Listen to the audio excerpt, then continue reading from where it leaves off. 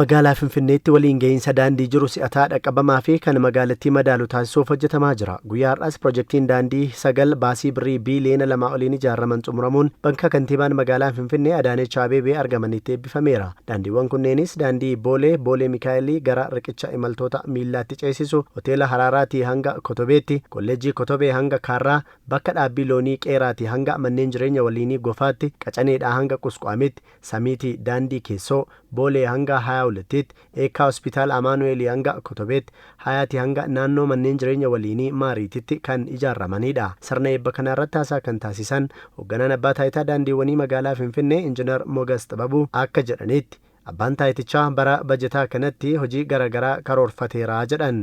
ባለስልጣን መስሪያ ቤታችን በ2016 በጀት ዓመት የተለያዩ ስራዎችን ለማከናወን ያቀደ ሲሆን የተጀመሩ ፕሮጀክቶችን ማጠናቀቅ Manni hojii abbaa taayitichaa bara 2016tis hojii adda addaa kan karoorfate si'a ta'u ijaarsa daandiiwwanii eegalaman xumuru, daandiiwwan dulloomanii fi suphaa taasisuun yeroon tajaajila isaanii akka dheeru taasisuun karoora keenya isa ijoodha. Hojii kana milkeessuu keessatti warreen tumsitan ogeeyyiin mana hojii abbaa taayitichaa, abbootiin qabeenyaa, gorsitoonni ijaarsaa, qooda fudhattoonni hundi maqaa abbaa taayitichaan galatoomaa isiniin jecha karoorri keenya bara kanaa tumsa keessaniin alaa bakka ga'uu waan hin dandeenyeef nu cinaa akka dhaabbattaniin isiniin jedha. Waggoota jijjiiramaa booda magaalaa Finfinnee keessatti hojiiwwan misoomaa namarratti fuulleeffatan hedduun hojjetamaa jiru, itti fufiinsaanis ni hojjetamu. Kun ammoo gaggeessitoota magaalattii kan isaan galateeffachiisudha kan jedhan ammoo ministeera geejjibaa fi loojistikii Dr. Alamuu Simeeti. ባለፉት 5 ዓመታት አዲስ አበባ ውስጥ የሚታዩ ትልልቅ ሰው ተኮር magaalaa Finfinneetti waggootan 5 darban piroojeektoonni gurguddoon nama irratti xiyyeeffatan hedduun hojjetamaniiru. Kun ammoo gaggeessitoota magaalattii kan isaan galateeffachiisudha. Kanneen keessaa tokko ijaarsa daandii saffisiisaa dhaqqabamaa ta'e ijaaruun yaa'insa tiraafikaaf banaa taasisuudha. Kun hojjetamuun saffisaa lafaa yaadan gahuuf haalaan mijataa uumuu fi Finfinneen daandii ishee madaalu akka argatu taasiseeraani.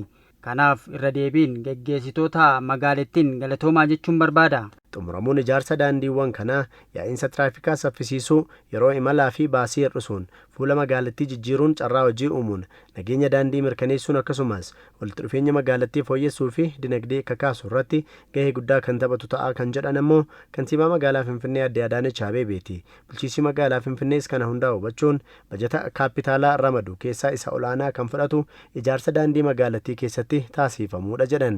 በከተማችን ከካፒታል ፕሮጀክቶች ውስጥ ከፍተኛውን በጀት የምንመድበው ለመንገድ መሰረተ ልማት ነው። Magaalaa keenyatti piroojeektoota kaapitaala keessaa baajata olaanaa ta'e kan ramadnuuf hojii misooma daandiitiifidha. Sababiin kana taasifnuuf daandiin sosochii dinagdee fi hawaasummaa ni saffisiisa, baasii ni qusata, akkasumas yeroo qusachuu fi miidhagina magaalaa dabaluu keessatti ammoo shoora bakka hin bu'amne qaba. Nutis kanumarraa ka'uun investimentii daandiif xiyyeeffannoo addaa kennuun hojjechaa kan jirruuf. ለዚህ ነው የመንገድ ኢንቨስትመንት ትልቅ ትኩረት የሰጠነው ኢንቨስትመንት የሆነው። Kantiibaa Adaanech itti dabaluun akka jedhanitti milkii ijaarsaa daandii irratti bara bajetaa 2015tti argannee bara bajetaa 2016 jirutti ammoo dachaan guddisnee hojjechuuf qophoofneerra jedhan. በ2016 ደግሞ በብዙ እጥፍ አጥፈን አሳድገን አልቀን ለመስራት ተዘጋጅተናል።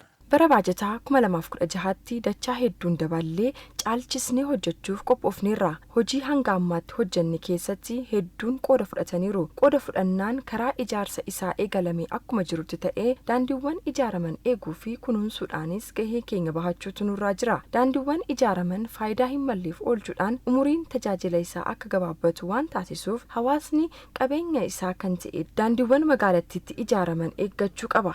Bara 2016tis tumsa akka kanaa ni barbaadna. እንደዚህ አይነት መንገዶች ያለ ትብብር አልተሰሩም። ለ2016ም እንዲህ አይነት ትብብር እንፈልጋለንና ogeeyyota hanga namoota dhuunfaa fi abbootii qabeenyaa milkii ijaarsa daandiiwwanii kanaa keessatti hirmaatanis galateeffatamaniiru.